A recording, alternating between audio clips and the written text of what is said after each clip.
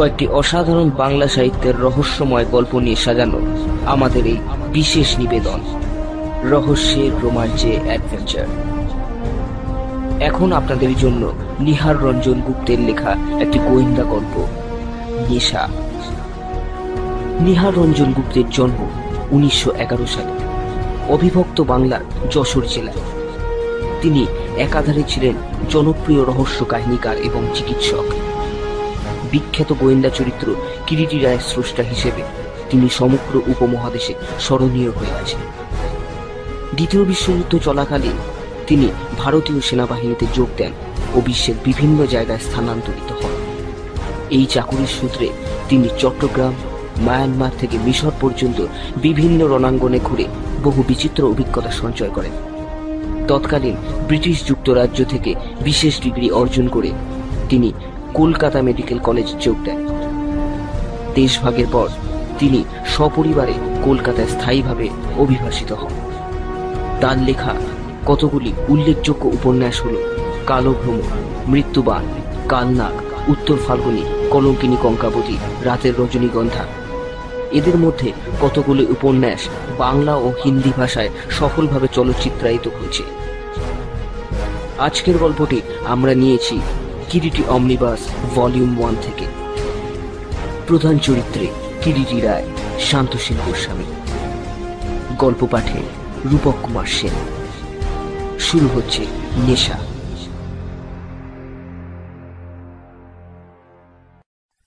কিরিটি কিছুতেই বিশ্বাস করতে চায় না যে সিগারেট অর্থাৎ ধূমপান করাটা একটা নেশা।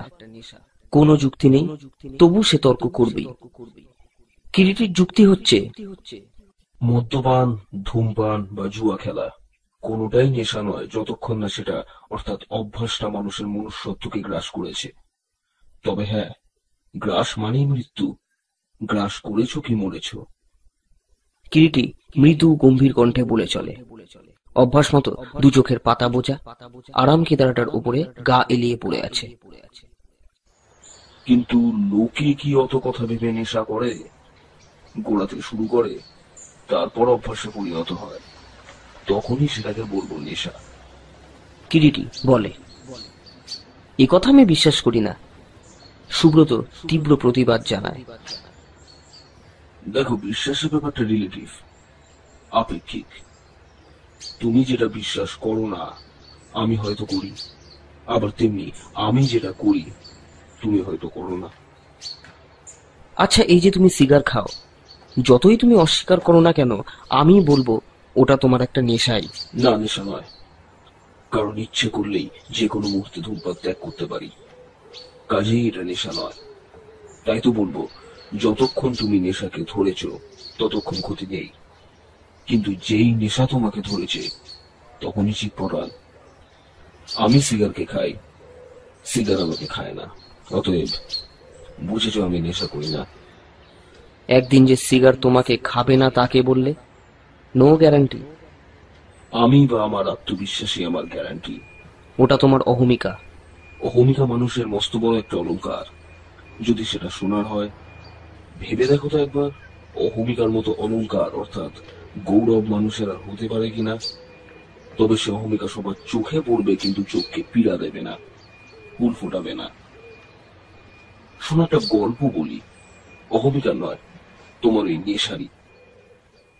কিরিটির জবানিতে গল্পটা যা দাঁড়ায় তারই হুবহু রূপ তুলে ধরা হলো এখানে। কিরিটি তখন রহস্যভেদ করাটাকে প্রফেশন হিসেবে বেছে নেয়নি পাকাপোক্তভাবে। এমএসসি পরীক্ষার ডিগ্রিটাকে একপাশে সরিয়ে রেখে কিছুদিনের জন্য একান্তভাবে বেকার বা অলস জীবন ভোগ করছে। শিয়ালদহের কাছে অখ্যাতনামা গলির সেই মেস বাণী ভবনে 3 তলার ছোট্ট ঘরটিতে অধিষ্ঠান করছে। প্রত্যহ সকালে ঘুম থেকে উঠে কাপ 5-6 চা ও খবরের কাগজের সদ্ব্যবহার করে দ্বীপ্রাহরিক আহারের সময়টা পর্যন্ত কাটিয়ে তারপর আহার পর্ব সেরে একটানা দিবানিদ্রা। দ্বীপ্রহরে মেসের অন্যান্য মেম্বাররা চলে যায় যে যার কাজে। চাকর বাকরগুলো আড্ডা দিতে বের হয়ে যায়। কিরিটি একা থাকে সমস্ত মেসটার মধ্যে। যেদিন ঘুম আসে না, সেদিন বারবার পড়া সংবাদপত্রটাই আবার গোড়া থেকে উল্টাতে থাকে। এমনই এক দ্বীপ্রহরে সেদিনও কিরিটির চোখে ঘুম আসেনি।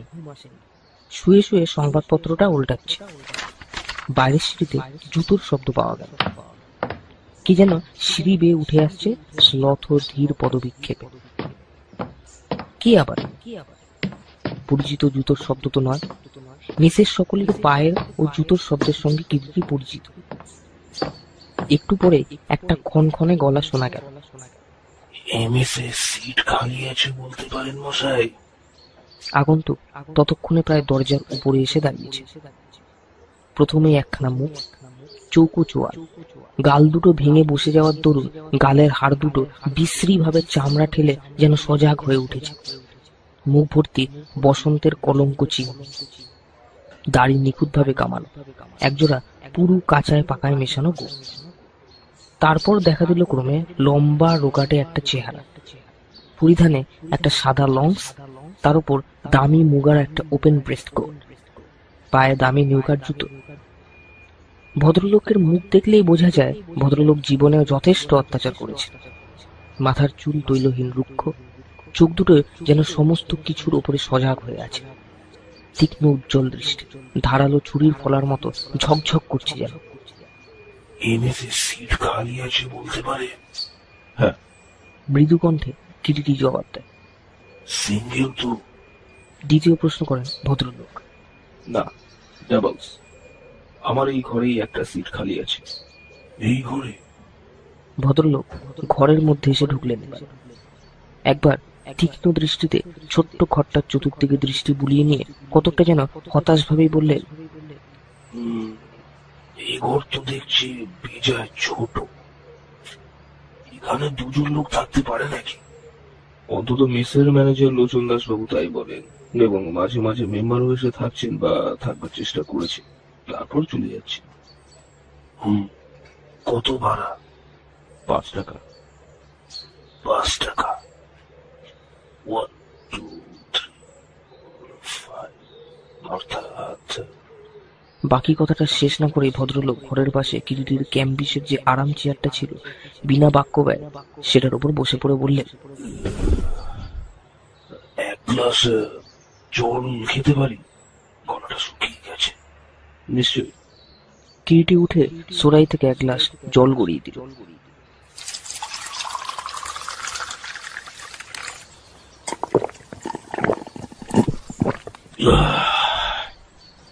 আলাপ পরিচয় হলো। ভদ্রলোকের নাম শান্তশীল গোস্বামী, দেশমাতা বীমা কোম্পানির একজন ভ্রাম্যমাণ দালাল অর্থাৎ এজেন্ট। এবারে কলকাতায় মাস 2 থাকবেন। যাযাবর বেদুইন লোক আমি মশাই। 2 দিনের জন্য এখানে ডেরা বাঁধা, তা একরকম 2 মাস কেটে যাবে। কি বলেন? তা বুঝি। কীর্তি জবাব দেয়। মেসের ম্যানেজার শ্রী লোচন দাস মহাশয় সত্যি অত্যন্ত অমায়িক। শান্তশীল বাবু প্রস্তাবে একেবারে বিগলিত ভাবেই রাজি হয়ে গেলেন, মুখের কথা খুঁজতে না খুঁজতে। থাকবেন বই কি।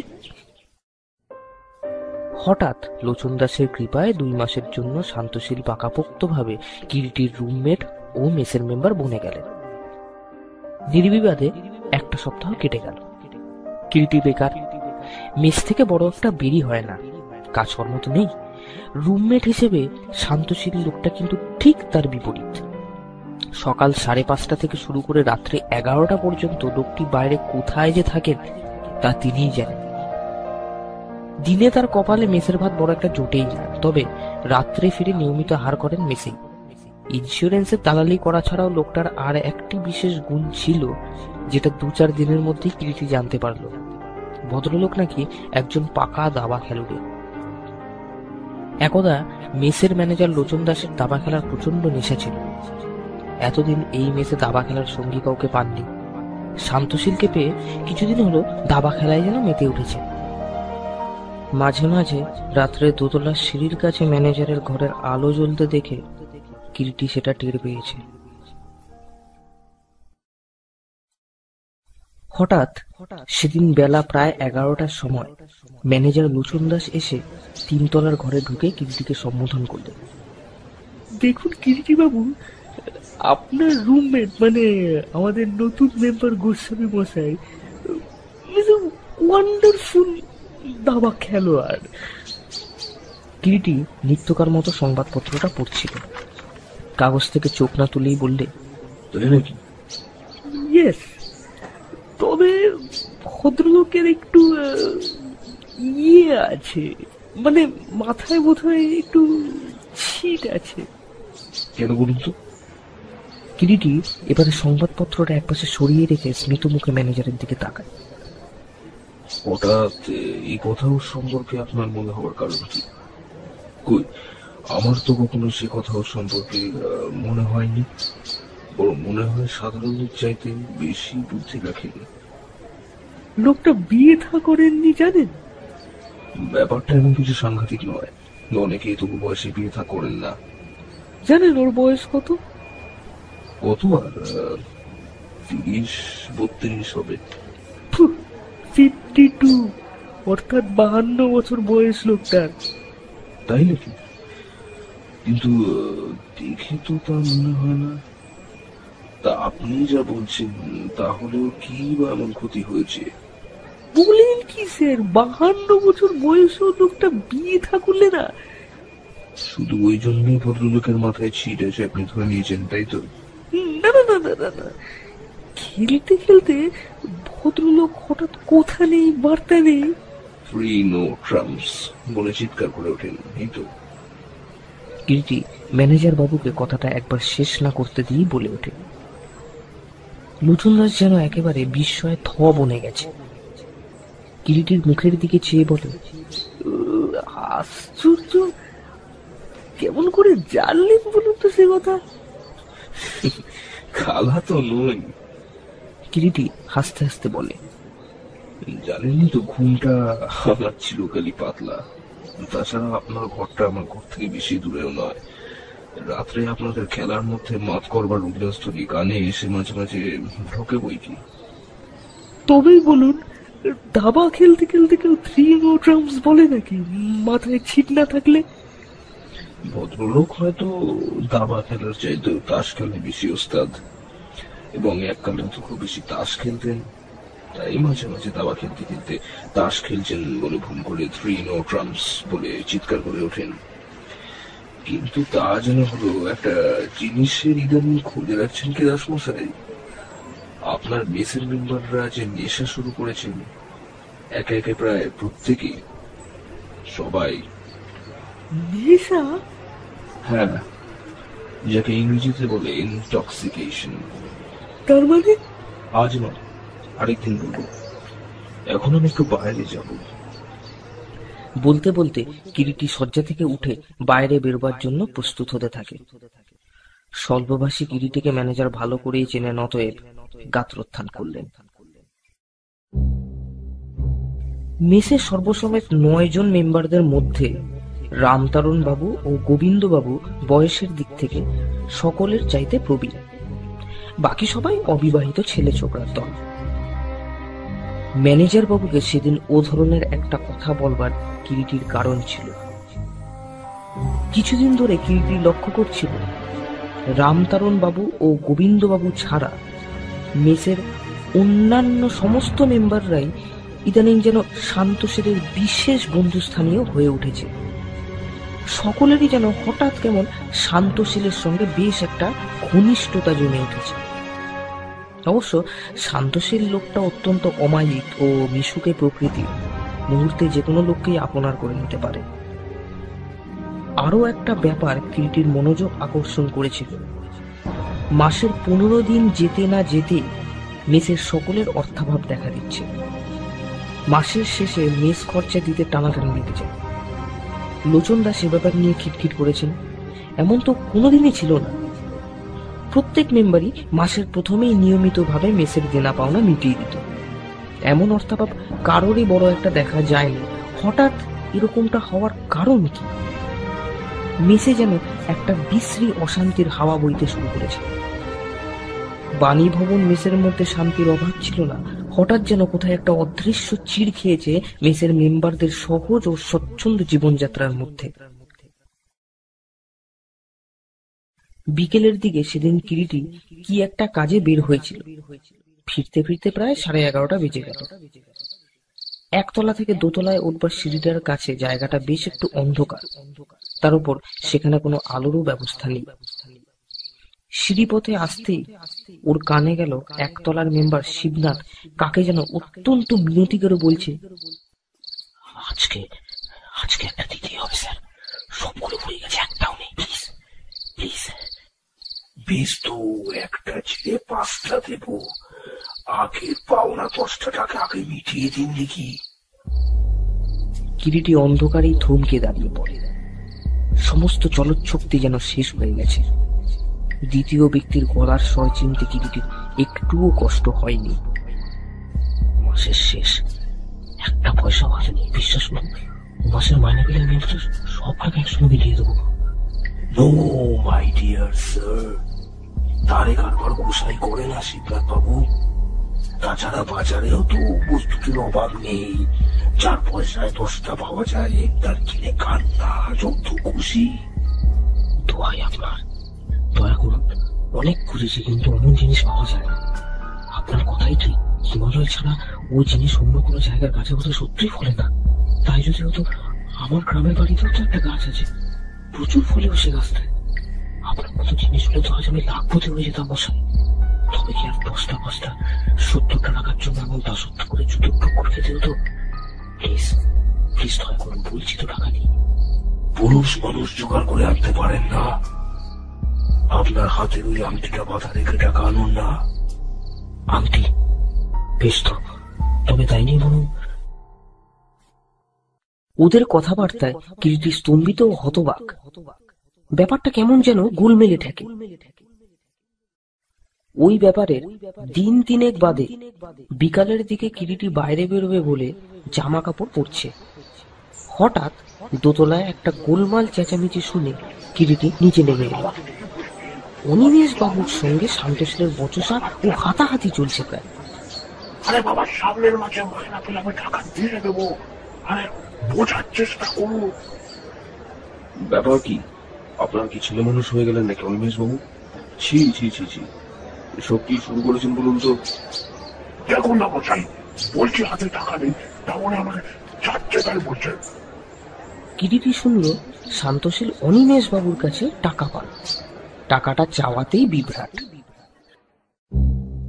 ক্রমে জানা গেল একমাত্র অনিমেষ বাবুই নন, মেসের সকলেই প্রায় তার কাছে দেনা করেছে এবং গত 2 মাস ধরে এইরকমই চলছে।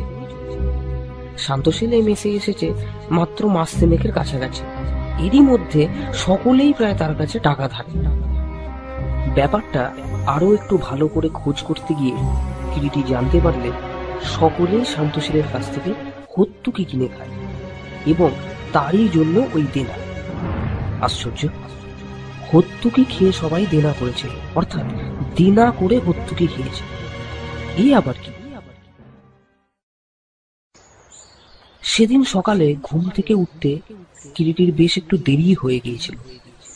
হঠাৎ কানে এলো একটা গানের সুর। চোখ মেলে চেয়ে দেখে শান্তশীল গুনগুন করে গাইছে, দুনিয়া যোগ কারখানা, বুদ্ধি যাদের করছে তারা মাটির ঢেলায় সোনা। শান্তশীল বোধ হয় এই মাত্র স্নান সেরে এলো। ভিজে চুল একটা চিরুনি দিয়ে আছড়াতে আছড়াতে গান গাইছিল। এখনো যে বের হননি মশাই? আরে কেউ রায় মশাই নাকি? নিদ্রা ভঙ্গ হলো।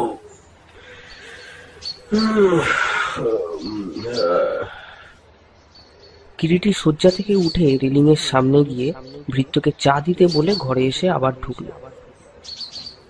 আপনার সঙ্গে একটা কথা ছিল যে মশাই। বিলক্ষণ, বলুন। মেস শুদ্ধ সকলকে হত্যুকি খাইয়ে আপনি নাকি একেবারে মাত করে ফেলেছেন। কি এমন হত্যুকি গোসাই? একটা অর্থ পেতে পারি না? অবশ্য উচিত দাম দেব। দাম দিয়ে পাবেন না কেন? ব্যবসা করতে বসেছি যখন। ব্যবসা আগে তা বই কি বটে, তা কিরকম দাম? দামের কি কিছু ঠিক আছে? 1, 2, 3, 4, 10, 15, 20 টাকা পর্যন্ত হর্তুকি আছে। বলেন কি, একটা হর্তুকির দাম 20 টাকা? মাঝে মাঝে 50 টাকাও দাম হয়। 50 টাকা? কোথাকার হর্তুকি গোসাই, গাছটার সন্ধান পাই না। সে গাছ কি আর এখানে? স্বপ্নাত্ম ব্যাপার। শ্রী শ্রী গুরুবে নমঃ। বলতে বলতে একান্ত ভক্তিভাবে করজোড়ে শান্তশীল তার গুরুকেই বোধহয় প্রণাম জানায়। তারপর ভক্তিগতগত কণ্ঠে বলে, আমার গুরুদেব শ্রী ভগবান চিৎকণানন্দ স্বামী, এই হর্তুকি শ্রীফল তারই দেওয়া প্রসাদ। সাধারণ হর্তুকি তারই প্রসাদ করে শ্রীফলে পরিণত হয়। যে শ্রীফল একবার খেলে তার স্বর্গীয় স্বাদ আর বলা যায় না জীবনে। জিহ্বার সমস্ত আস্বাদনকেই যেন একেবারে জড়িয়ে ধরে আপনার বৈষ্ণব কবির সেই নীল শাড়ির মতো। লোকটা যে কত বড় ঘুঘু কিরিটির বুঝতে আর বাকি থাকে না।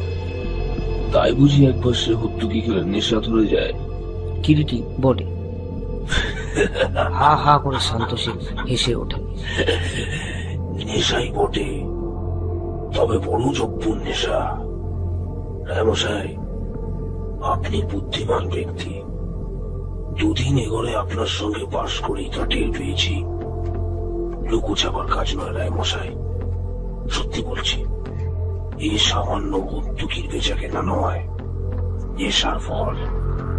চিনি যারা খান, আমি অতিদিন ওই চিন্তামণি তাদের যোগান দিই মাত্র চিনির। লোকটার দুঃসাহস দেখে কিরিটি যেন একেবারে বিস্ময়ে থ হয়ে যায়। এত বড় পাষণ্ড তার চোখে ইতিপূর্বে বড় একটা পড়েনি। কিন্তু সে যেমন শয়তান, তেমনি প্রতিটি পা হিসাব করে ফেলতে হবে। এই যে ওপেন চ্যালেঞ্জ। মৃদু হেসে কিরিটি বলে, কাঁসা ব্যবসা ভেবেছেন তো গোসাই? কি যে বলেন রায়মশাই, বুদ্ধি ছিল তাই 2 পয়সা করে খাচ্ছি আপনাদের সকলের আশীর্বাদে। কিরিটির বড় ইচ্ছা হয় বলে দুর্বুদ্ধি বলুন, কিন্তু মুখে বলে, আজ সন্ধ্যার দিকে 2 টাকার একটা হর্তুকি দেবেন তো? 2 টাকা থেকে শুরু করা যাক, কি বলেন? দেব দেব, নিশ্চয়ই দেব, 100 বার দেব। হর্তুকি সেবনের কিন্তু একটা পদ্ধতি আছে রায়মশাই। বলেন কি, সেবন প্রক্রিয়া আছে নাকি?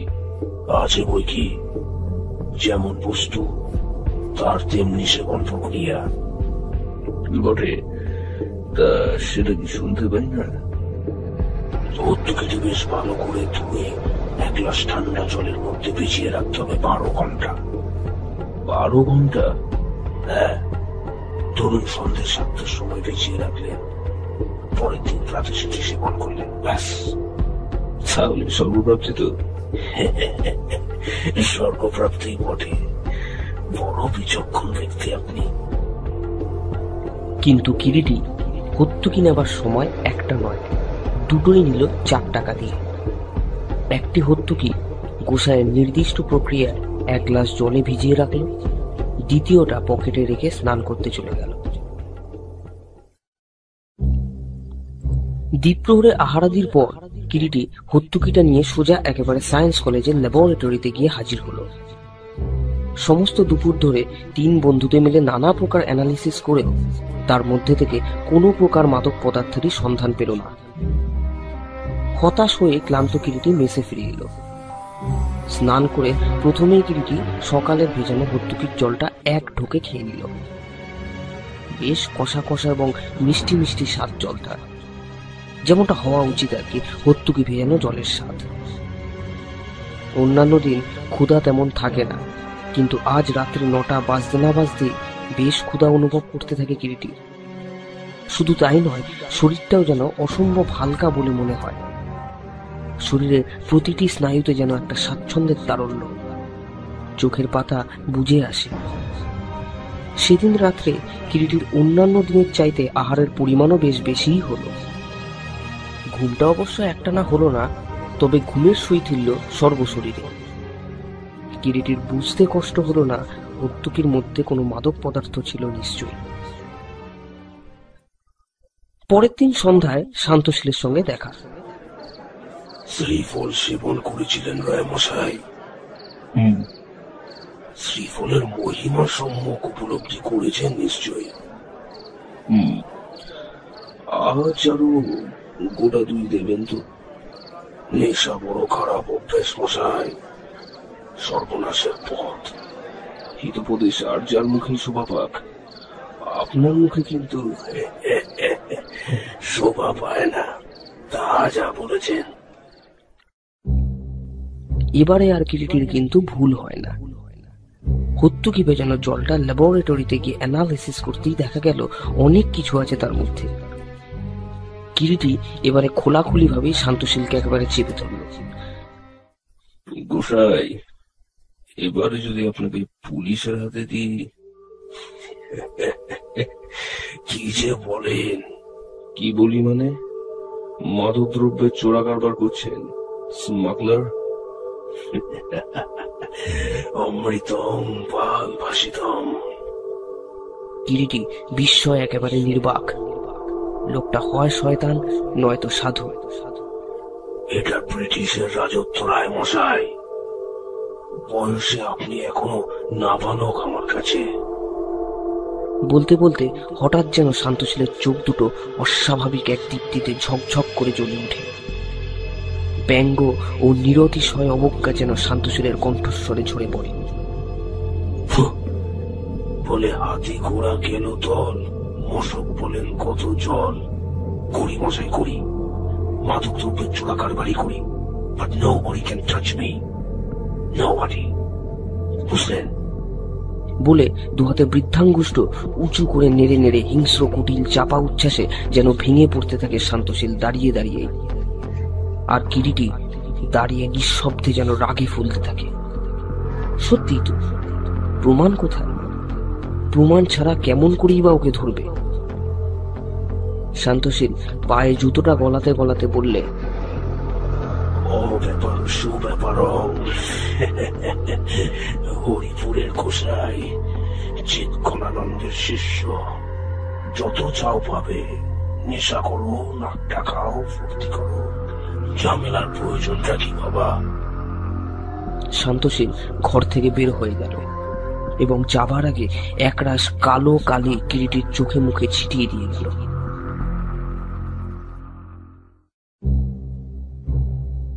ওই দিনের ব্যাপারের পর কিরিটি হঠাৎ যেন একেবারে বোবা বনে গেছে। সমগ্র চিন্তা শক্তি যেন আবর্ত রচনা করে কেবল পাক খেয়ে ফিরছে ভাষাহীন এক চরম ব্যর্থতা। শান্তশীলের যে বাক্সের মধ্যে হত্যুকি থাকতো, তার একটা ডুপ্লিকেট চাবি করিয়ে সেই বাক্স থেকে একটার পর একটা হত্যুকি বের করে নানাভাবে উল্টে পাল্টে পরীক্ষা করে এবং খুব গোপনে শান্তশীল যাদের হত্যুকি বেচে তাদের হত্যুকিগুলো দিনের পর দিন অ্যানালিসিস করেও কিরিটি কোথাও বিন্দুমাত্র মাদক দ্রব্যের সন্ধান পেল না। আগাগোড়া সমস্ত ব্যাপারটাই যেন একটা গোলক ধাঁধা। এ রহস্য তাকে ভেদ করতেই হবে। কিরিটি একেবারে মরিয়া হয়ে ওঠে। দিবারাত্র কিরিটি ঘরের মধ্যে শুয়ে বসে চিন্তা করে। আরো দিন সাতেক পরে সন্ধ্যা হতেই বাইরে আকাশ ভেঙে নেমেছে অকাল বর্ষা। রাত্রি প্রায় 11:30 হবে। মেসের সকলেই ঘুমিয়ে, কেবল নিচে ম্যানেজারের ঘরে জ্বলছে আলো। ম্যানেজার ও শান্তশীল দাবা খেলায় মত্ত। হঠাৎ শান্তশীলের উল্লসিত চিৎকার শোনা গেল,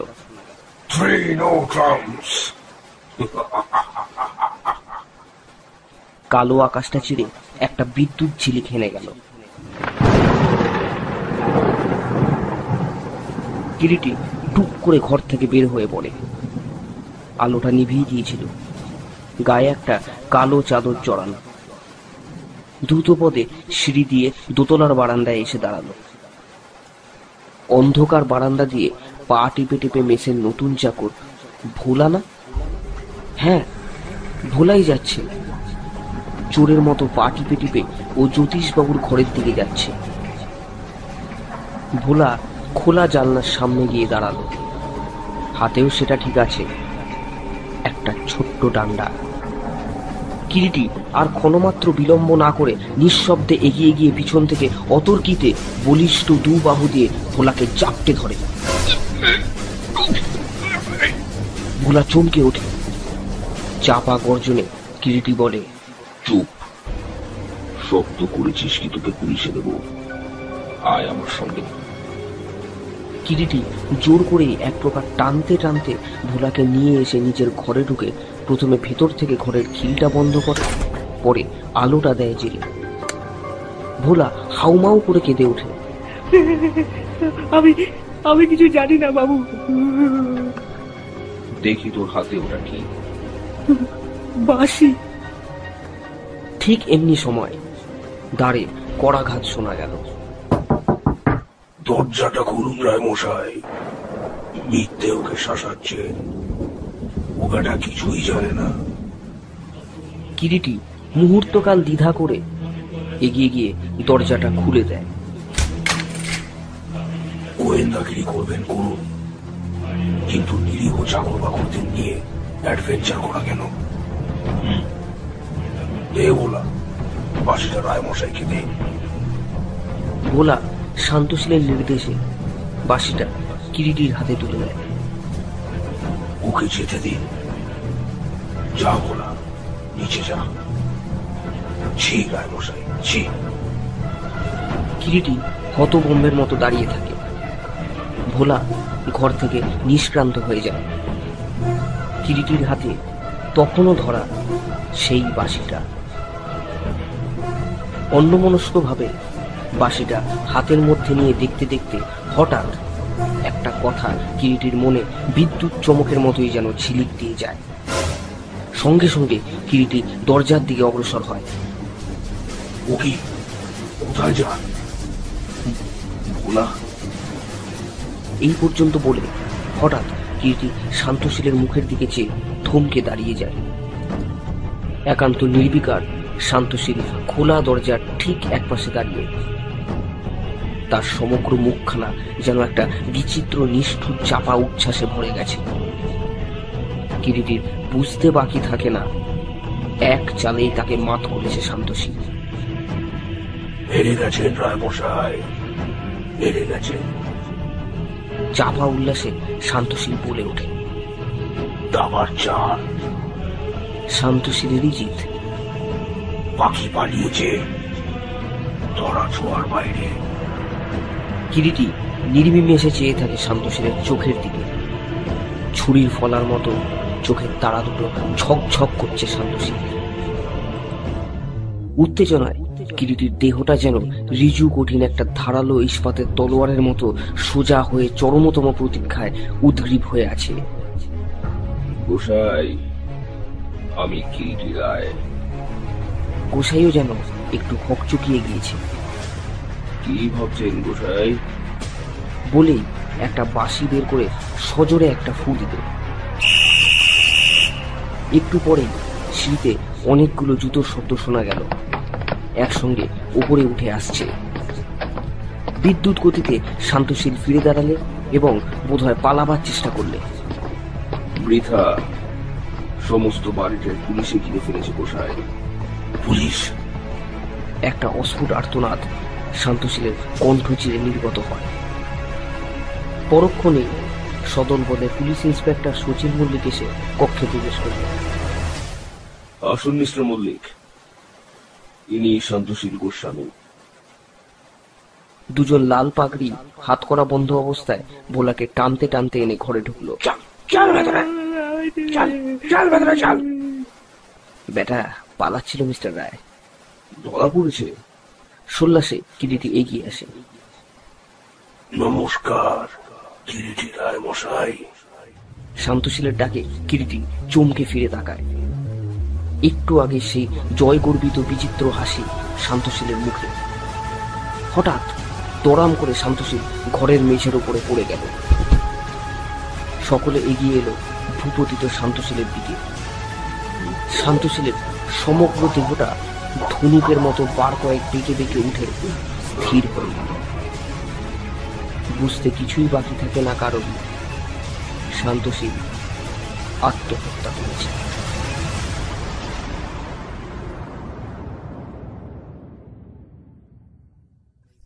ভোলার শরীর সার্চ করতেই 1 হাত পরিমাণ একটা পাতলা ইস্পাতের বাঁশির আকারের বস্তু পাওয়া গেল।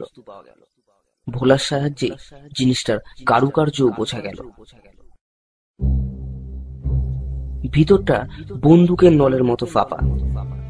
এক কোণে 2টো স্প্রিং আছে। একটা টিপলেই চোরা গুপ্তির মতো একটা সরু ইস্পাতের রড বের হয়ে আসে। ইচ্ছে মতো সেটাকে 12-13 হাত পর্যন্ত আকারে লম্বা করা যায় ওই স্প্রিং এরই সাহায্যে। সেই রডের আগায় ছোট্ট একটি চেম্বারের মতো, তারই মধ্যে 3-4 রকমের মাদকদ্রব্য মিশ্রিত থাকে। দ্বিতীয় স্প্রিংটি টিপলেই সেই চেম্বার থেকে ওই মাদকদ্রব্য ছুটে বের হয়ে আসে এবং ওই রডের সাহায্যেই গিলাসের হত্যুকি ভেজানো জলের মধ্যে ওই মাদকদ্রব্য মিশিয়ে দেওয়া হতো। মাদকদ্রব্যের সঙ্গে হত্যুকির কোনো সম্পর্ক ছিল না বলাই বাহুল্য। কিরিটি বললে, গোসাইয়ের দুষ্টু বুদ্ধি ছিল প্রখর, বিজ্ঞানে দখলে ছিল অল্প বিস্তর। মাদকদ্রব্য স্মাগল করে ওইভাবে লোককে নেশার দ্বারা বশীভূত করে অর্থ উপার্জন করত। মানুষকে নেশা করিয়ে মাদকদ্রব্যের কারবার চালানো বাস্তবিকত মৌলিক ব্যাপার। ইন্স্যুরেন্সের দালালিটা ছিল উপলক্ষ মাত্র। হত্যুকিটা যে একটা লোক দেখানো ব্যাপার জানতে পেরেছিলাম আগে, এবং ওই হত্যুকির সাহায্যে যে লোকটা মাদকদ্রব্য লোককে সেবন করাতো এও বুঝেছিলাম। তবে এটা বুঝতে পারছিলাম না কখন কিভাবে ওই মাদকদ্রব্য হত্যুকির জলের সঙ্গে মেশাতো।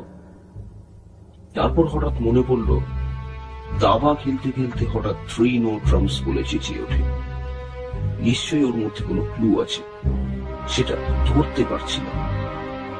ভাবতে ভাবতে মনে হলো, যখনই লোকটা 3 no trumps বলে চেঁচিয়ে ওঠে তখনই দেখতে হবে। 2-3 দিন নজর রাখতেই দেখলাম 3 no trumps বলে শান্তশীল চিৎকার করলেই মেসের নতুন চাকর ভোলা তার ঘর থেকে বের হয়ে আসে। ভোলার গতিবিধির ওপর তীক্ষ্ণ দৃষ্টি রাখলাম। তার পরের ব্যাপারটা সংক্ষেপে কিরিটি শচীনবাবু ও মেসের অন্যান্য সকলকে বললে। দুঃখ এই, লোকটাকে জীবন্ত ধরা গেল না। ও যেভাবে সুইসাইড করতে পারে একবারও মনে হয়নি। শচীনবাবু বললেন, আমিও না। ইট ওয়াজ সো সাডেন। কিরিটি পূর্বাহ্নেই ব্যাপারটা অনুধাবন করে এবং ভোলার গতিবিধি ও শান্তশীলের নো ট্রাম্পস চিৎকারের সঙ্গে তার যোগাযোগ লক্ষ্য করে পুলিশে সব সংবাদ দিয়ে রেখেছিল এবং ওই দিন রাত্রে বাড়ির বাইরে তার সংকেতের অপেক্ষায় থাকবার জন্য ওদের সংবাদ দেওয়াই ছিল বলাই বাহুল্য।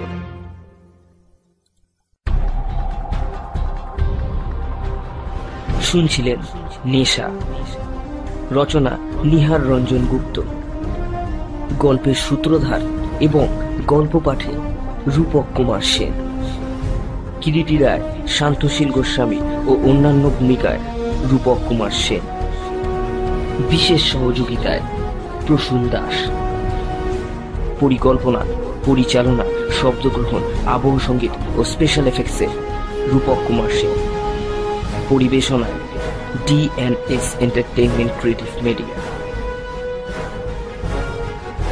D&S এন্টারটেইনমেন্ট ক্রিয়েটিভ মিডিয়া টিমের তরফ থেকে সকল শ্রোতা বন্ধুদের জানাই আন্তরিক ধন্যবাদ এই নিবেদনে আমাদের সাথে থাকার জন্য। খুব শীঘ্র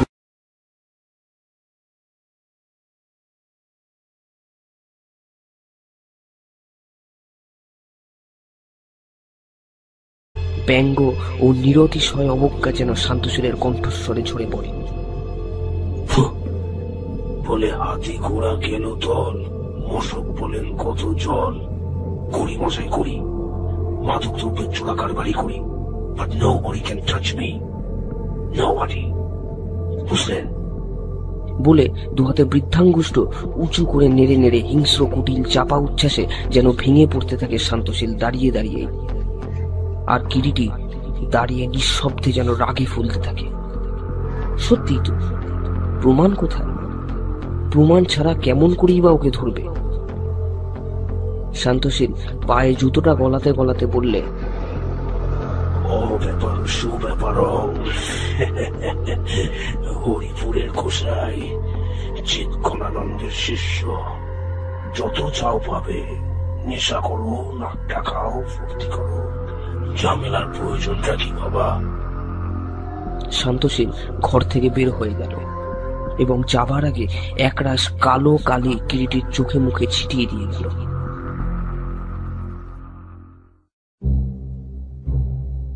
ওই দিনের ব্যাপারের পর কিরিটি হঠাৎ যেন একেবারে বোবা বনে গেছে।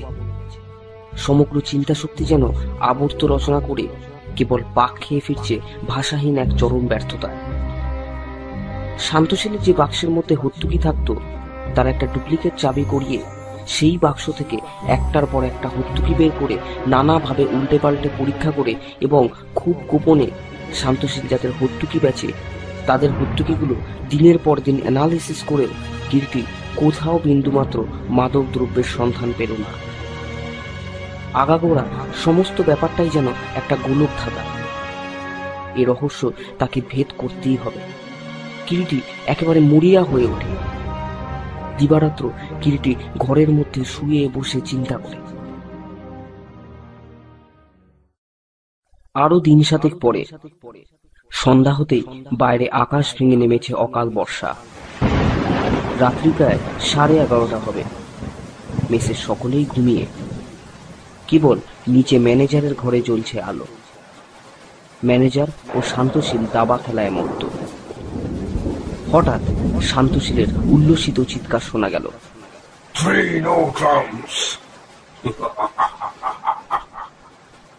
কালো আকাশটা চিরে একটা বিদ্যুৎ ঝিলিক হেনে গেল। কিরিটি টুক করে ঘর থেকে বের হয়ে পড়ে। আলোটা নিভিয়ে গিয়েছিল, গায়ে একটা কালো চাদর জড়ানো। দ্রুত পদে সিঁড়ি দিয়ে দোতলার বারান্দায় এসে দাঁড়ালো। অন্ধকার বারান্দা দিয়ে পা টিপে টিপে মেসের নতুন চাকর ভোলা, না হ্যাঁ ভোলাই যাচ্ছে। চোরের মতো পা টিপে টিপে ও জ্যোতিষবাবুর ঘরের দিকে যাচ্ছে। ভোলা খোলা জানলার সামনে গিয়ে দাঁড়ালো। হাতেও সেটা ঠিক আছে, একটা ছোট্ট ডান্ডা।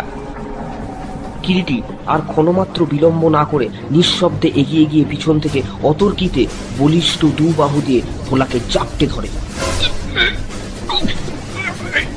ভোলা চমকে ওঠে। চাপা গর্জনে কিরিটি বলে, চুপ, শক্ত করেছিস কি তোকে পুলিশে দেবো? আয় আমার সঙ্গে। কিরিটি জোর করে এক প্রকার টানতে টানতে ভোলাকে নিয়ে এসে নিজের ঘরে ঢুকে প্রথমে ভেতর থেকে ঘরের খিলটা বন্ধ করে, পরে আলোটা দেয় জেলে। ভোলা হাউমাউ করে কেঁদে ওঠে, আমি আমি কিছু জানি না বাবু। দেখি তোর হাতে ওটা কি। বাসি।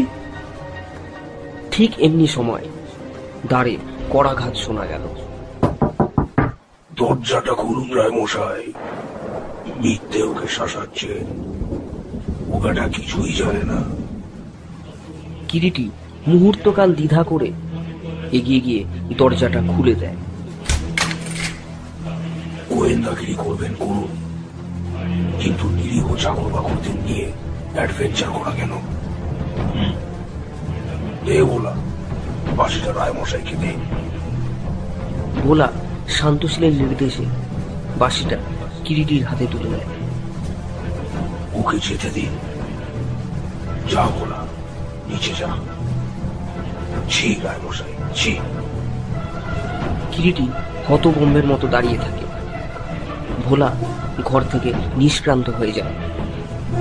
কিরিটির হাতে তখনও ধরা সেই বাঁশিটা। অন্যমনস্কভাবে বাঁশিটা হাতের মধ্যে নিয়ে দেখতে দেখতে হঠাৎ একটা কথা কিরিটির মনে বিদ্যুৎ চমকের মতোই যেন ঝিলিক দিয়ে যায়। সঙ্গে সঙ্গে কিরিটি দরজার দিকে অগ্রসর হয়। ও কি, কোথায় যান? ভোলা। এই পর্যন্ত বলে হঠাৎ কিরিটি শান্তশীলের মুখের দিকে চেয়ে থমকে দাঁড়িয়ে যায়। একান্ত নির্বিকার শান্তশীল খোলা দরজার ঠিক একপাশে দাঁড়িয়ে। তার সমগ্র মুখখানা যেন একটা বিচিত্র নিষ্ঠুর চাপা উচ্ছ্বাসে ভরে গেছে। কিরিটির বুঝতে বাকি থাকে না, এক চালেই তাকে মাত করেছে শান্তশীল। হেরে গেছেন রায়মশাই, হেরে গেছেন। চাপা উল্লাসে শান্তশীল বলে ওঠে, দাবার চাল। শান্তশীলেরই জিত। পাখি পালিয়েছে, ধরা ছোঁয়ার বাইরে। কিরিটি নির্বিমেষে চেয়ে থাকে শান্তশীলের চোখের দিকে। ছুরির ফলার মতো চোখের তারা দুটো ঝকঝক করছে শান্তশীল। উত্তেজনায় কিরিটির দেহটা যেন ঋজু কঠিন একটা ধারালো ইস্পাতের তলোয়ারের মতো সোজা হয়ে চরমতম প্রতীক্ষায় উদ্গ্রীব হয়ে আছে। গোসাই, আমি কিরিটি রায়। গোসাইও যেন একটু গোবিন্দবাবু বয়সের দিক থেকে সকলের চাইতে প্রবীণ, বাকি সবাই অবিবাহিত ছেলে ছোকরার দল। ম্যানেজার বাবুকে সেদিন ও ধরনের একটা কথা বলবার কিরিটির কারণ ছিল। কিছুদিন ধরে কিরিটি লক্ষ্য করছিল রামতারণ বাবু ও গোবিন্দবাবু ছাড়া মেসের অন্যান্য সমস্ত মেম্বাররাই ইদানিং যেন শান্তশীলের বিশেষ বন্ধুস্থানীয় হয়ে উঠেছে। সকলেরই যেন হঠাৎ কেমন শান্তশীলের সঙ্গে বেশ একটা ঘনিষ্ঠতা জমে উঠেছে। অবশ্য শান্তশীল লোকটা অত্যন্ত অমায়িক ও মিশুকে প্রকৃতির, মুহূর্তে যে কোনো লোককেই আপনার করে নিতে পারে। আরো একটা ব্যাপার কিরিটির মনোযোগ আকর্ষণ করেছিল। মাসের 15 দিন যেতে না যেতে মেসের সকলের অর্থাভাব দেখা দিচ্ছে। মাসের শেষে মেস খরচা দিতে টানাটানি দিতে চায়। লোচনদা সে ব্যাপার নিয়ে খিটখিট করেছেন। এমন তো কোনোদিনই ছিল না। প্রত্যেক মেম্বারই মাসের প্রথমেই নিয়মিতভাবে মেসের দেনা পাওনা মিটিয়ে দিত। এমন অর্থাভাব কারোরই বড় একটা দেখা যায়নি। হঠাৎ এরকমটা হওয়ার কারণ কি? মেসে যেন একটা বিশ্রী অশান্তির হাওয়া বইতে শুরু করেছে। বাণী ভবন মেসের মধ্যে শান্তির অভাব ছিল না। হঠাৎ যেন কোথায় একটা অদৃশ্য চিড় খেয়েছে মেসের মেম্বারদের সহজ ও স্বচ্ছন্দ জীবনযাত্রার মধ্যে। বিকেলের দিকে সেদিন কিরিটি কি একটা কাজে বের হয়েছিল। ফিরতে ফিরতে প্রায় 11:30 বেজে গেল। একতলা থেকে দোতলায় উঠবার সিঁড়িটার কাছে জায়গাটা বেশ একটু অন্ধকার, তার উপর সেখানে কোনো আলোরও ব্যবস্থা নেই। সিঁড়িপথে আসতেই ওর কানে গেল একতলার মেম্বার শিবনাথ কাকে যেন অত্যন্ত মিনতি করে বলছে, আজকে আজকে একটা দিতেই হবে স্যার, সবগুলো হয়ে গেছে, একটাও নেই, প্লিজ প্লিজ। বেশ তো, একটা ছেড়ে 5টা দেব। আগের পাওনা 10টা টাকা আগে মিটিয়ে দিন দেখি। কিরিটি অন্ধকারেই থমকে দাঁড়িয়ে পড়ে। সমস্ত চলচ্ছক্তি যেন শেষ হয়ে গেছে। দ্বিতীয় ব্যক্তির গলার স্বর চিনতে কিরিটির একটুও কষ্ট হয়নি। মাসের শেষ, একটা পয়সা বাঁচেনি, বিশ্বাস করুন। মাসের মাইনে পেলে আমি সব টাকা একসঙ্গে মিলিয়ে দেবো। নো মাই ডিয়ার স্যার, তারে কারবার গোসাই করে না শিবনাথ বাবু। তাছাড়া বাজারেও তো বস্তুটির অভাব নেই। 4 পয়সায় 10টা পাওয়া যায়, তার কিনে খান না যত খুশি। দোয়াই আপনার, দয়া করুন। অনেক খুঁজেছি কিন্তু অমন জিনিস পাওয়া যায় না। আপনার কথাই ঠিক, হিমালয় ছাড়া ওই জিনিস অন্য কোনো জায়গার গাছে হতে সত্যিই ফলে না। তাই যদি হতো, আমার গ্রামের বাড়িতেও তো একটা গাছ আছে, প্রচুর ফলেও সে গাছটায়। আপনার মতো জিনিস হলে তো আজ আমি লাখপতি হয়ে যেতাম মশাই। তবে কি আর 10টা 70টা টাকার জন্য এমন দাসত্ব করে জুতোর টুকর খেতে হতো? প্লিজ প্লিজ দয়া করুন, বলছি তো টাকা নেই। পুরুষ মানুষ জোগাড় করে আনতে পারেন না? আপনার হাতের ওই আংটিটা মাথা রেখে টাকা আনুন না। আংটি? বেশ তো, তবে তাই নিয়ে বলুন। ওদের কথাবার্তায় কিরিটি স্তম্ভিত ও হতবাক। ব্যাপারটা কেমন যেন গোলমেলে ঠেকে। ওই ব্যাপারের দিন 3 বাদে বিকালের দিকে কিরিটি বাইরে বেরোবে বলে জামা কাপড় পরছে। হঠাৎ দোতলায় একটা গোলমাল চেঁচামেচি শুনে কিরিটি নিচে নেমে এল। অনিমেষ বাবুর সঙ্গে শান্তশীলের বচসা ও হাতাহাতি চলছে প্রায়। আরে বাবা, সামনের মাঝে মায়না পেলে আমি টাকা দিয়ে দেবো। আরে বোঝার চেষ্টা করুন। ব্যাপার কি? আপনার কি ছেলে মানুষ হয়ে গেলেন নাকি অনিমেষ বাবু? ছি ছি ছি ছি, এসব কি শুরু করেছেন বলুন তো? দেখুন না মশাই, বলছি হাতে টাকা নেই, তাহলে আমাকে যাচ্ছে তাই বলছে। কিরিটি শুনল শান্তশীল অনিমেষ বাবুর কাছে টাকা পান। টাকাটা চাওয়াতেই বিভ্রাট। ক্রমে জানা গেল একমাত্র অনিমেষ বাবুই নন, মেসের সকলেই প্রায় তার কাছে দেনা করেছে এবং গত 2 মাস ধরে এইরকমই চলছে। শান্তশীল এই মেসে এসেছে মাত্র মাস 3 কাছাকাছি। এরই মধ্যে সকলেই প্রায় তার কাছে টাকা ধারে। ব্যাপারটা আরো একটু ভালো করে খোঁজ করতে গিয়ে কিরিটি জানতে পারলে সকলেই শান্তশীলের কাছ থেকে হত্যুকি কিনে খায় এবং তারই জন্য ওই দেনা। আশ্চর্য, হত্যুকি খেয়ে সবাই দেনা করেছে, অর্থাৎ দেনা করে হত্যুকি খেয়েছে। এই আবার কি? সেদিন সকালে ঘুম থেকে উঠতে কিরিটির বেশ একটু দেরি হয়ে গিয়েছিল। হঠাৎ কানে এলো একটা গানের সুর। চোখ মেলে চেয়ে দেখে শান্তশীল গুনগুন করে গাইছে। দুনিয়া যোগ কারখানা, বুদ্ধি যাদের করছে তারা মাটির ঢেলায় সোনা। শান্তশীল বোধ হয় এই মাত্র স্নান সেরে এলো। ভিজে চুল একটা চিরুনি দিয়ে আছড়াতে আছড়াতে গান গাইছিল। এখনো যে বের হননি গোসাই? আরে কেউ রায় মশাই নাকি? নিদ্রা ভঙ্গ হলো।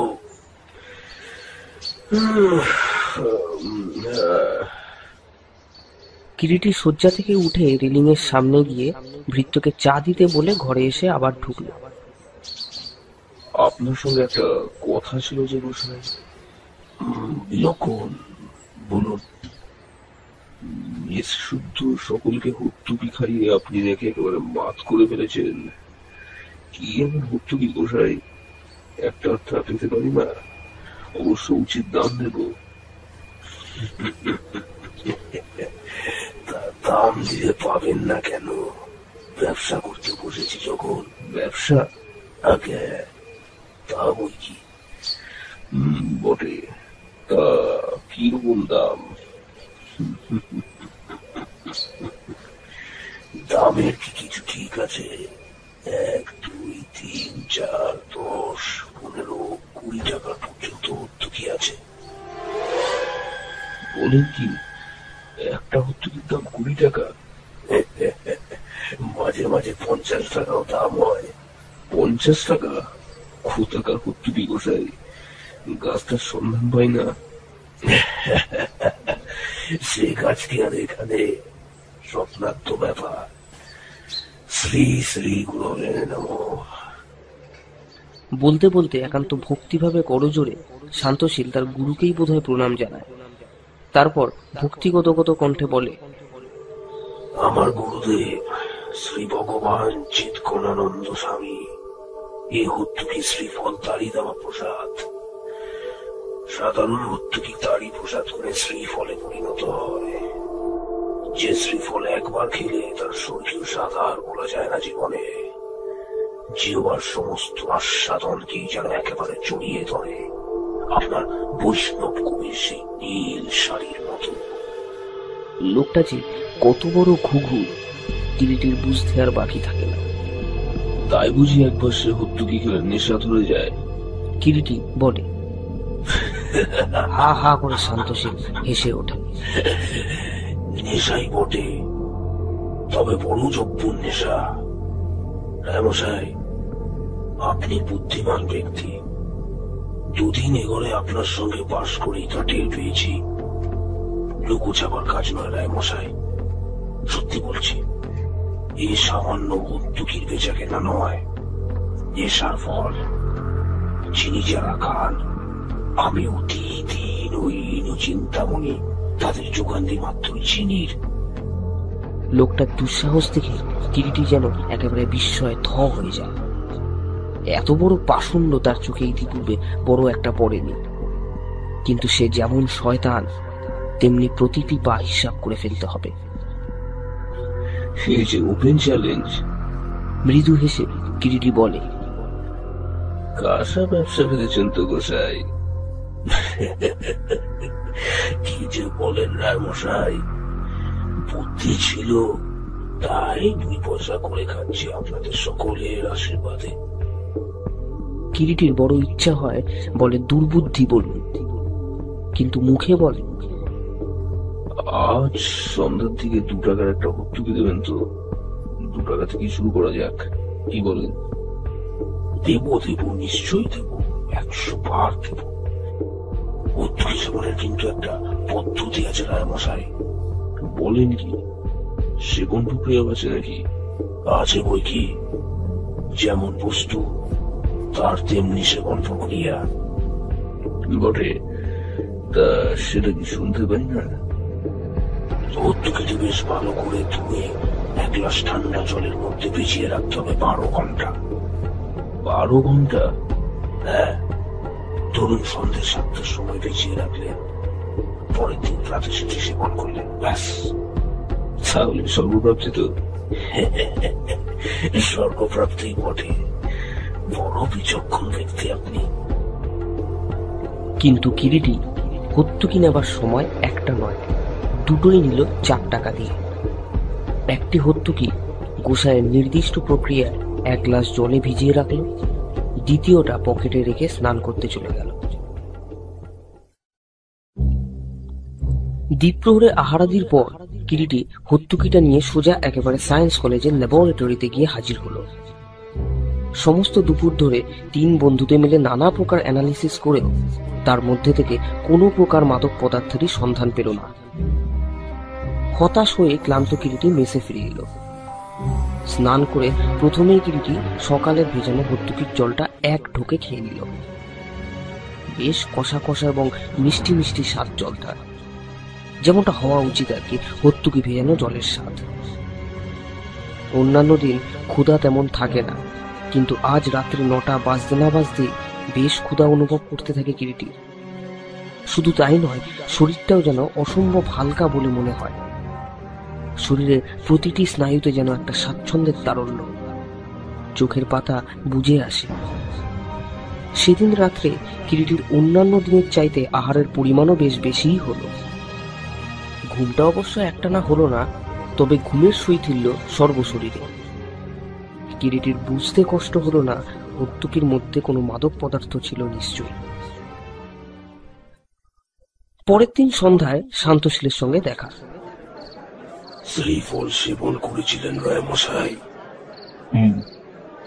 শ্রীফলের মহিমা সম্যক উপলব্ধি করেছেন নিশ্চয়ই। আজ আরো গোটা 2 দেবেন তো? নেশা বড় খারাপ অভ্যাস মশাই, সর্বনাশের পথ। হিতোপদেশ আর যার মুখে শোভা পাক, আপনার মুখে কিন্তু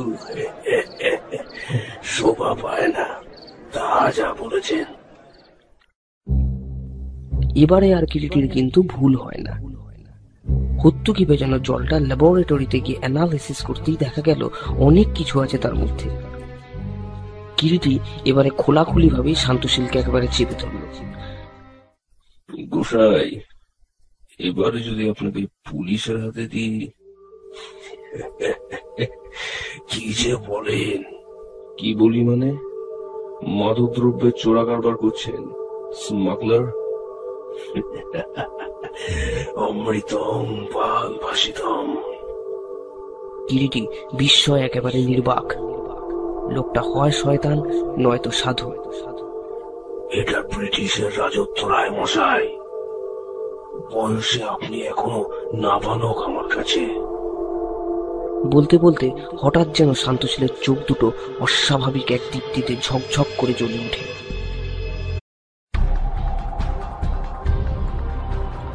কয়েকটি অসাধারণ বাংলা সাহিত্যের রহস্যময় গল্প নিয়ে সাজানো আমাদের এই বিশেষ নিবেদন, রহস্যের রোমাঞ্চে অ্যাডভেঞ্চার। এখন আপনাদের জন্য নিহার রঞ্জন গুপ্তের লেখা একটি গোয়েন্দা গল্প, নেশা। নিহার রঞ্জন গুপ্তের জন্ম 1911 সালে অবিভক্ত বাংলার যশোর জেলায়। তিনি একাধারে ছিলেন জনপ্রিয় রহস্য কাহিনীকার এবং চিকিৎসক। বিখ্যাত গোয়েন্দা চরিত্র কিরিটি রায়ের স্রষ্টা হিসেবে তিনি সমগ্র উপমহাদেশে স্মরণীয় হয়ে আছেন। দ্বিতীয় বিশ্বযুদ্ধ চলাকালীন তিনি ভারতীয় সেনাবাহিনীতে যোগ দেন ও বিশ্বের বিভিন্ন জায়গায় স্থানান্তরিত হন। এই চাকুরির সূত্রে তিনি চট্টগ্রাম, মায়ানমার থেকে মিশর পর্যন্ত বিভিন্ন রণাঙ্গনে ঘুরে বহু বিচিত্র অভিজ্ঞতা সঞ্চয় করেন। তৎকালীন ব্রিটিশ যুক্তরাজ্য থেকে বিশেষ ডিগ্রি অর্জন করে তিনি কলকাতা মেডিকেল কলেজে যোগ দেন। দেশভাগের পর তিনি সপরিবারে কলকাতায় স্থায়ীভাবে অভিবাসিত হন। তার লেখা কতগুলি উল্লেখযোগ্য উপন্যাস হল কালো ভ্রমণ, মৃত্যুবান, কালনাগ, উত্তর ফাল্গুনী, কলঙ্কিনী কঙ্কাবতী, রাতের রজনীগন্ধা। এদের মধ্যে কতগুলি উপন্যাস বাংলা ও হিন্দি ভাষায় সফলভাবে চলচ্চিত্রায়িত হয়েছে। আজকের গল্পটি আমরা নিয়েছি কিরিটি অমনিবাস ভলিউম 1 থেকে। প্রধান চরিত্রে কিরিটি রায়, শান্তশীল গোস্বামী।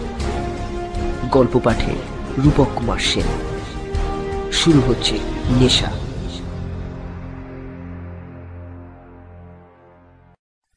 কিরিটি কিছুতেই বিশ্বাস করতে চায় না যে সিগারেট অর্থাৎ ধূমপান করাটা একটা নেশা। কোনো যুক্তি নেই, তবু সে তর্ক করবেই।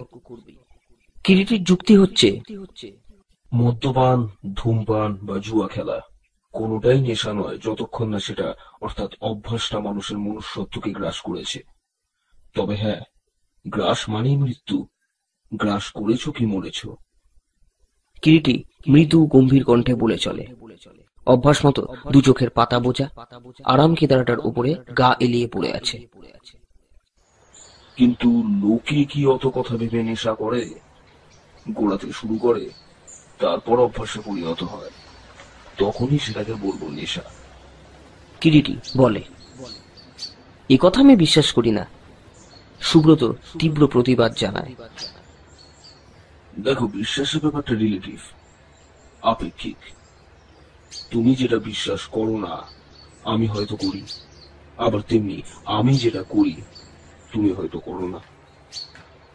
আচ্ছা, এই যে তুমি সিগার খাও, যতই তুমি অস্বীকার করো না কেন, আমি বলবো ওটা তোমার একটা নেশাই।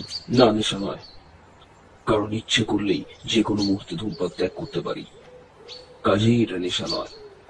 তাই তো বলবো, যতক্ষণ তুমি নেশাকে ধরেছ ততক্ষণ ক্ষতি নেই, কিন্তু যেই নেশা তোমাকে ধরেছে তখনই চিৎপটাল।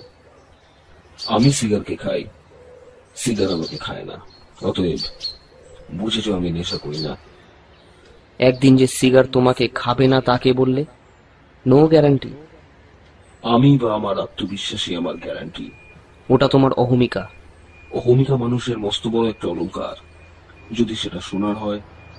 ভেবে দেখো তো একবার, অহমিকার মতো অলংকার অর্থাৎ গৌরব মানুষের আর হতে পারে কিনা। তবে সে অহমিকা সবার চোখে পড়বে, কিন্তু চোখকে পীড়া দেবে না, ফুল ফোটাবে না। শোনো, একটা গল্প বলি, অহমিকার নয়, তোমার এই নেশারি। কিরিটির জবানিতে গল্পটা যা দাঁড়ায় তারই হুবহু রূপ তুলে ধরা হলো এখানে। কিরিটি তখন রহস্যভেদ করাটাকে প্রফেশন হিসেবে বেছে নেয়নি পাকাপোক্তভাবে। এমএসসি পরীক্ষার ডিগ্রিটাকে একপাশে সরিয়ে রেখে কিছুদিনের জন্য একান্তভাবে বেকার বা অলস জীবন ভোগ করছে। শিয়ালদহের কাছে অখ্যাতনামা গলির সেই মেস বাণী ভবনে 3 তলার ছোট্ট ঘরটিতে অধিষ্ঠান করছে। প্রত্যহ সকালে ঘুম থেকে উঠে কাপ 5-6 চা ও খবরের কাগজের সদ্ব্যবহার করে দ্বীপ্রাহরিক আহারের সময়টা পর্যন্ত কাটিয়ে তারপর আহার পর্ব সেরে একটানা দিবানিদ্রা। দ্বীপ্রহরে মেসের অন্যান্য মেম্বাররা চলে যায় যে যার কাজে। চাকর বাকরগুলো আড্ডা দিতে বের হয়ে যায়। কিরিটি একা থাকে সমস্ত মেসটার মধ্যে। যেদিন ঘুম আসে না সেদিন বারবার পড়া সংবাদপত্রটাই আবার গোড়া থেকে উল্টাতে থাকে। এমনই এক দ্বীপ্রহরে সেদিনও কিরিটির চোখে ঘুম আসেনি। শুয়ে শুয়ে সংবাদপত্রটা উল্টাচ্ছে। বাইরের সিঁড়িতে জুতোর শব্দ পাওয়া গেল। কি যেন সিঁড়ি বেয়ে উঠে আসছে শ্লথ ধীর পদবিক্ষেপে। কি আবার? পরিচিত জুতোর শব্দ তো নয়। মেসের সকলের পায়ের ও জুতোর শব্দের সঙ্গে কিরিটি পরিচিত। একটু পরে একটা ক্ষণক্ষণে গলা শোনা গেল। এমএসএ সিট খালি আছে বলতে পারেন মশাই। আগন্তুক ততক্ষণে প্রায় দরজার উপরে এসে দাঁড়িয়েছে। প্রথমে একখানা মুখ, চৌকো চোয়াল, গাল দুটো ভেঙে বসে যাওয়ার দরুন গালের হাড় দুটো বিশ্রী ভাবে চামড়া ঠেলে যেন সজাগ হয়ে উঠেছে। মুখ ভর্তি বসন্তের কলঙ্ক চিহ্ন, দাড়ি নিখুঁত ভাবে কামানো, একজোড়া পুরু কাঁচায় পাকায় মেশানো গোঁফ। তারপর দেখা দিল ক্রমে লম্বা রোগাটে একটা চেহারা, পরিধানে একটা সাদা লংস, তার উপর দামি মুগার একটা ওপেন ব্রেস্ট কোট, পায়ে দামি নিউকার জুতো। ভদ্রলোকের মুখ দেখলেই বোঝা যায় ভদ্রলোক জীবনে যথেষ্ট অত্যাচার করেছে। মাথার চুল তৈলহীন রুক্ষ, চোখ দুটো যেন সমস্ত কিছুর উপরে সজাগ হয়ে আছে। তীক্ষ্ণ উজ্জ্বল দৃষ্টি, ধারালো ছুরির ফলার মতো ঝকঝক করছে যেন। এমএসএ সিট খালি আছে বলতে পারে? হ্যাঁ। মৃদু কণ্ঠে কিরিটি জবাব দেয়। সিঙ্গেল তো? দ্বিতীয় প্রশ্ন করেন ভদ্রলোক। না, ডাবলস। আমার এই ঘরেই একটা সিট খালি আছে। এই ঘরে? ভদ্রলোক ঘরের মধ্যে এসে ঢুকলেন। একবার তীক্ষ্ণ দৃষ্টিতে ছোট্ট ঘরটার চতুর্দিকে দৃষ্টি বুলিয়ে নিয়ে কতকটা যেন হতাশ ভাবেই বললেন, এই ঘর তো দেখছি বেজায় ছোট। এখানে দুজন লোক থাকতে পারে নাকি? অন্তত মেসের ম্যানেজার লোচন দাস বাবু তাই বলেন, এবং মাঝে মাঝে মেম্বারও এসে থাকছেন বা থাকবার চেষ্টা করেছেন, তারপর চলে যাচ্ছেন। কত ভাড়া? 5 টাকা। 5 টাকা? 1, 2, 3, 4, 5 অর্থাৎ। বাকি কথাটা শেষ না করে ভদ্রলোক ঘরের পাশে কিরিটির ক্যাম্বিসের যে আরাম চেয়ারটা ছিল, বিনা বাক্য ব্যয় সেটার উপর বসে পড়ে বললেন, 1 গ্লাস জল খেতে পারি? গলাটা শুকিয়ে গেছে। নিশ্চয়ই। কিরিটি উঠে সোরাই থেকে 1 গ্লাস জল গড়িয়ে দিল।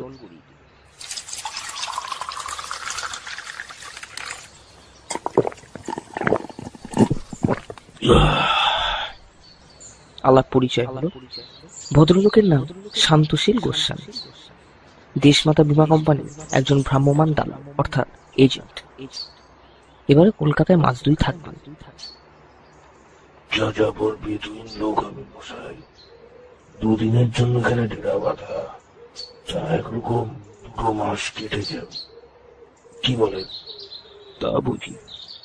কিরিটি জবাব দেয়। মেসের ম্যানেজার শ্রী লোচন দাস মহাশয় সত্যিই অত্যন্ত অমায়িক। শান্তশীল বাবু প্রস্তাবে একেবারে বিগলিত ভাবেই রাজি হয়ে গেলেন, মুখের কথা খুঁজতে না খুঁজতে। থাকবেন বই কি। হঠাৎ লোচন দাসের কৃপায় 2 মাসের জন্য শান্তশীল পাকাপোক্ত ভাবে কিরিটির রুমমেট ও মেসের মেম্বার বনে গেলেন। নির্বিবাদে 1 সপ্তাহ কেটে গেল। কিরিটি বেকার, মেস থেকে বড় একটা বেরি হয় না, কাজকর্ম তো নেই। রুমমেট হিসেবে শান্তশীল লোকটা কিন্তু ঠিক তার বিপরীত। সকাল 5:30 থেকে শুরু করে রাত্রি 11টা পর্যন্ত লোকটি বাইরে কোথায় যে থাকেন তা তিনিই জানেন। দিনে তার কপালে মেসের ভাত বড় একটা জোটেই না, তবে রাত্রে ফিরে নিয়মিত আহার করেন মেসেই। ইন্স্যুরেন্সের দালালি করা ছাড়াও লোকটার আর একটি বিশেষ গুণ ছিল, যেটা 2-4 দিনের মধ্যেই কিরিটি জানতে পারল। ভদ্রলোক নাকি একজন পাকা দাবা খেলুড়ে। একদা মেসের ম্যানেজার লোচন দাসের দাবা খেলার প্রচন্ড নেশা ছিল। এতদিন এই মেসে দাবা খেলার সঙ্গী কাউকে পাননি। শান্তশীলকে পেয়ে কিছুদিন হলো দাবা খেলায় যেন মেতে উঠেছে। মাঝে মাঝে রাত্রে 2তলার সিঁড়ির কাছে ম্যানেজারের ঘরের আলো জ্বলতে দেখে কিরিটি সেটা টের পেয়েছে।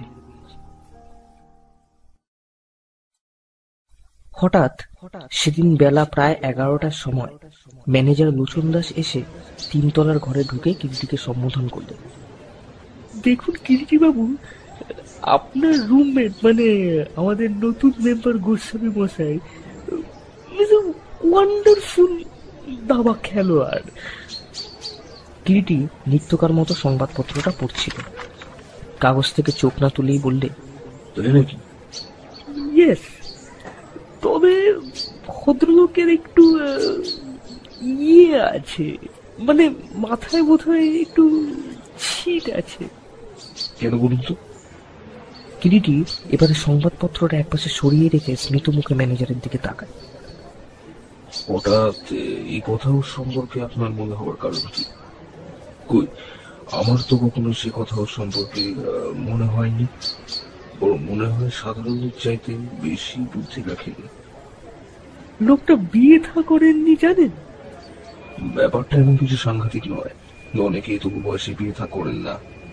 জানেন ওর বয়স কত? কত আর 30-32 হবে। 52, অর্থাৎ 52 বছর বয়স লোকটার। তাই নাকি? কিন্তু দেখে তো তা মনে হয় না। তা আপনি যা বলছেন তাহলেও কি বা এমন ক্ষতি হয়েছে? বলেন কি স্যার, 52 বছর বয়সেও লোকটা বিয়ে থা করলে না? শুধু ওই জন্যই ভদ্রলোকের মাথায় ছিট আছে আপনি ধরে নিয়েছেন, তাই তো? না না না না না না, খেলতে খেলতে ভদ্রলোক হঠাৎ কথা নেই বার্তা নেই, ফ্রি নো ট্রাম্পস বলে চিৎকার করে ওঠেন, এই তো? কিরিটি ম্যানেজার বাবুকে কথাটা একবার শেষ না করতে দিয়েই বলে ওঠে। লুটুনদাস যেন একেবারে বিস্ময়ে থ বনে গেছে। কিরিটির মুখের দিকে চেয়ে বলে, আশ্চর্য, কেমন করে জানলেন বলুন তো সে কথা? খালা তো নই। কিরিটি হাসতে হাসতে বলে, জানেনই তো ঘুমটা আমার চিরকালই পাতলা। তাছাড়া আপনার ঘরটা আমার ঘর থেকে বেশি দূরেও নয়। রাত্রে আপনাদের খেলার মধ্যে মাত করবার উল্লাসধ্বনি কানে এসে মাঝে মাঝে ঢোকে বই কি। তবেই বলুন, দাবা খেলতে খেলতে কেউ 3 ট্রাম্পস বলে নাকি মাথায় ছিট না থাকলে? ভদ্রলোক হয়তো দাবা খেলার চাইতেও তাস খেলে বেশি ওস্তাদ, এবং এককালে তো খুব বেশি তাস খেলতেন। তাই মাঝে মাঝে দাবা খেলতে খেলতে তাস খেলছেন বলে ভুল করে 3 নো ট্রাম্পস বলে চিৎকার করে ওঠেন।